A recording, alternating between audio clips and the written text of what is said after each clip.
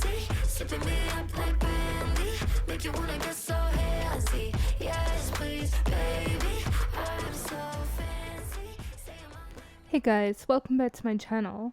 So today's a pretty big day for me because I'm finally getting double jaw surgery. I've waited for this for about 14-15 years, and now that it's here, it pretty much feels surreal.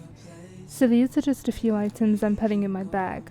I'm staying for one night, so I didn't really need to pack too much. I kind of realized I've never taken that many pictures or videos of myself, so I wanted a quick before video.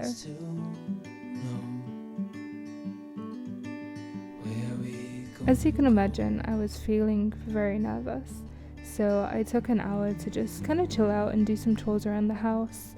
I definitely recommend doing this because it just makes you feel a bit calm before you leave. I do normally pack the night before I have to be anywhere, but I wanted to make this video to kind of show you what I was going to put in my bag. I packed button-up pajamas because you don't want to be putting or pulling anything over your head.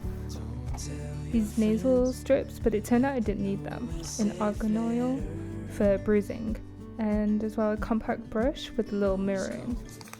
And of course my elastic bands. I highly recommend taking a condiment bottle or any sort of squeezy bottle, simply to stay hydrated and to put in any sort of liquid food that you might have. And of course having a whiteboard to communicate with like family or nurses is extremely helpful. So once I was packed, I unfortunately had to get public transport to get there. Not too bad of an idea getting to the hospital, but definitely make sure you end up booking a taxi to get back, because getting back is going to be extremely difficult.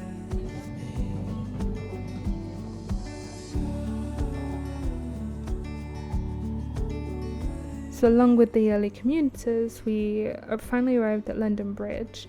My hospital was London Bridge Hospital, so it was literally across the road, super helpful and handy. I was extremely lucky having it here because my mum was coming up from Manchester to visit me whilst I was in hospital, so having like a landmark hospital was handy just because it meant that she could find it way better. Checking into the hospital was really easy. We were a bit early, but it didn't seem to be much of a problem, and they just took us straight to the room after like 10 minutes of waiting. So my surgery was scheduled for 1:30. You do have to turn up early just because they have to take your vitals and run some checks. But we came prepared and brought our Switch and just played a couple of games on that to kill the time. It was certainly a good idea to bring this because, again, I was able to distract myself. But it wasn't too long until all the nurses started to come in and start my tests. And luckily, everybody's fully aware of the surgery that you're going through, so everyone's really sweet and nice, calm and patient.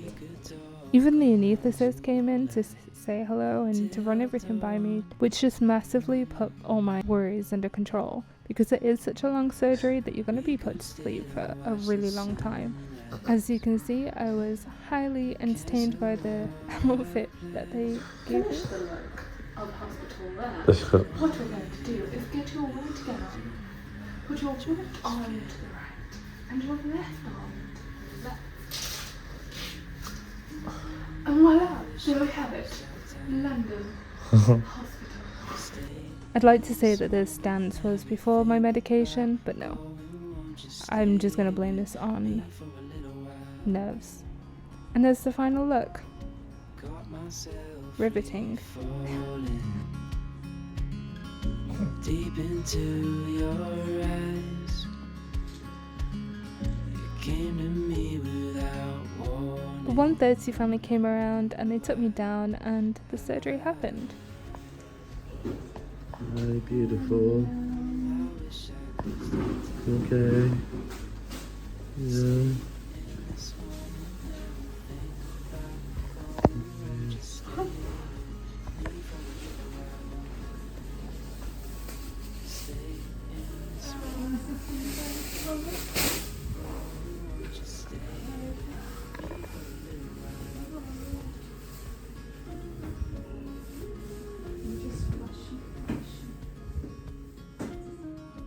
I'm so glad I took this whiteboard because communicating was really hard. But the first thing I said was that my tongue fits. and I couldn't believe it. Waking up and feeling that was just absolutely surreal. So my surgery had lasted just under 7 hours, and they couldn't wake me up for 2 hours. Nothing to be concerned about, I was just completely out of it. So when they brought me back to the room, they cleaned me up and gave me some liquids. One thing I was scared about was throwing up, and that did happen, but honestly, you're so out of it that it's literally not a problem. And they gave me 3 different types of anti-sickness tablets until they found the right one that kind of worked for me. So once that was in my system, I didn't throw up at all. Now I was totally out of it, I decided to call my sister, give her a bit of a shock while she was in Thailand.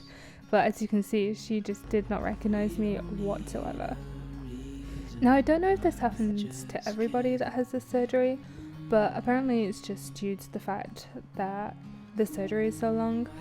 The one problem I did have was when I woke up, I couldn't pee. This happened for a couple of hours and I was getting really frustrated, but luckily eventually I was able to go. As you can imagine, I had loads of worries and concerns, and so did my mum, but we felt a lot better when we saw the surgeon in the morning. He paid me a quick visit and showed me how to do the chin straps for the genoplasty, which helped massively. It will look great once all the swelling's gone. It's the difference is amazing already. you can't really tell because it's Face has swollen today. the chin is right forward and it was back here. Yeah. So if you need to do this, this is how you do it. 3 strips. We'll give you some of this to take home. Just one just under the lip, one just under the chin with a little gap. Yeah. And then just one in between.